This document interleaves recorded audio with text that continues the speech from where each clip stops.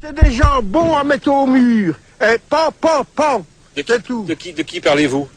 Je parle de ces gens-là qui vous gouvernent, qui sont en train de vous conduire pour vous dîner comme à l'abattoir, comme nous conduit les bêtes.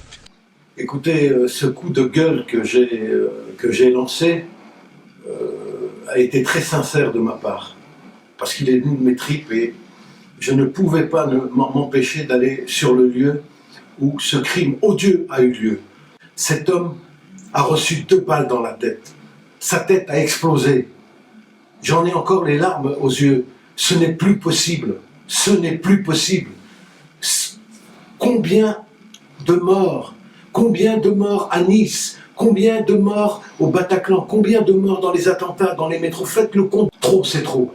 Alors, et quand je vois Madame Hidalgo venir verser des larmes de crocodile, alors que le sang est encore chaud de ce policier, j'ai envie de vomir. Parce qu'elle appartient à un parti politique, elle appartient à une majorité politique qui a fait que l'islamisme rampant est en train d'étaler ses métastases en France grâce à leur complicité. C'est eux les responsables. Après chaque attentat, le président de la République passe 5 minutes à choisir la cravate qu'il faut mettre pour monter dans sa voiture et être accompagné sur le lieu pour allumer des bougies. Et vous avez tous ces abrutis qui votent non pas comme il faut, qui eux toute la nuit vont allumer des bougies, qui pleurent les peaux. Ça suffit. Ça suffit. C'est eux ces politiques qui ont pourri notre beau pays. C'est devenu une république bananière. Qu'on arrête de nous parler de fiche S, de fichier S. Qu'est-ce que ça veut dire? Qu'est-ce que ça veut dire?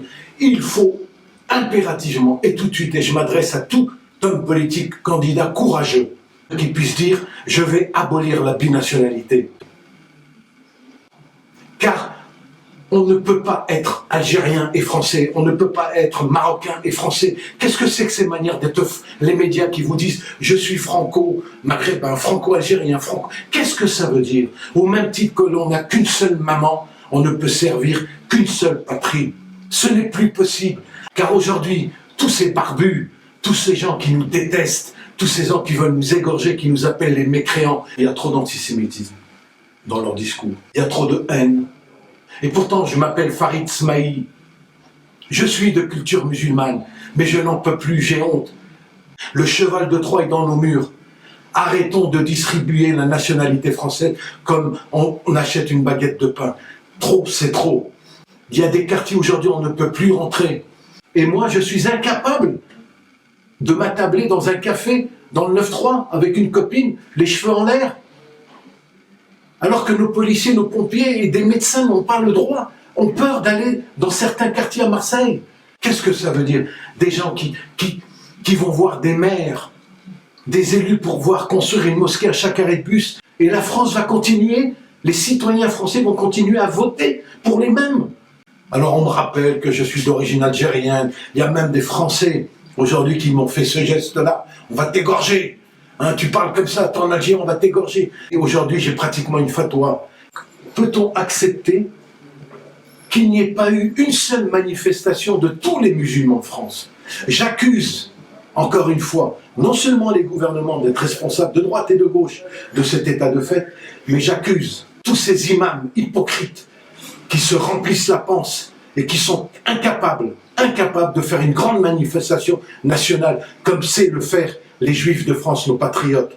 Montrez que vous appartenez à notre nation, la France, qui vous a tout donné, qui a peut-être colonisé certains pays, mais qui a apporté l'école, qui a apporté le vaccin, qui a apporté la médecine, qui vous a apporté beaucoup de choses. Ne l'oubliez pas. Quant à cet abruti Macron qui parle d'un génocide en Algérie, moi j'en appelle à tous les Algériens qui n'ont aucune culture. L'Empire ottoman a colonisé l'Algérie pendant 350 ans. Et vous savez ce que c'est l'Empire ottoman? Ils écartelaient, les Algériens étaient des esclaves. La France a apporté à l'Algérie. Elle a apporté une civilisation. Du matin au soir, les médias nous assènent de dire « nous sommes en guerre contre le terrorisme ». On envoie nos militaires, nos jeunes Français militaires, parce qu'il n'y a pas beaucoup de rebeux qui vont au Mali, qui vont en Afghanistan. Mais enfin, quand on va à Montreuil, la population malienne la plus importante, les consulats maliens ne peuvent pas faire une campagne pour envoyer ces Maliens défendre leur pays. On envoie nos propres militaires qui reviennent dans des cercueils.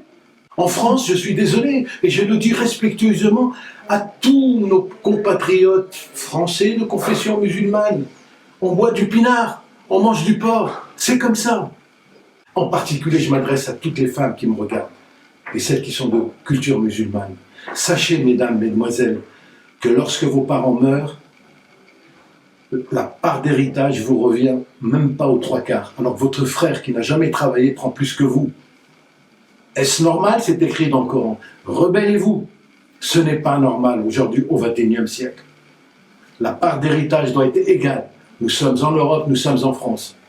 Aujourd'hui, on ne peut plus boire un verre à Alger, sur une terrasse ou au Maroc, et dire à des amis marocains ou algériens, je suis athée, je ne crois pas en Dieu.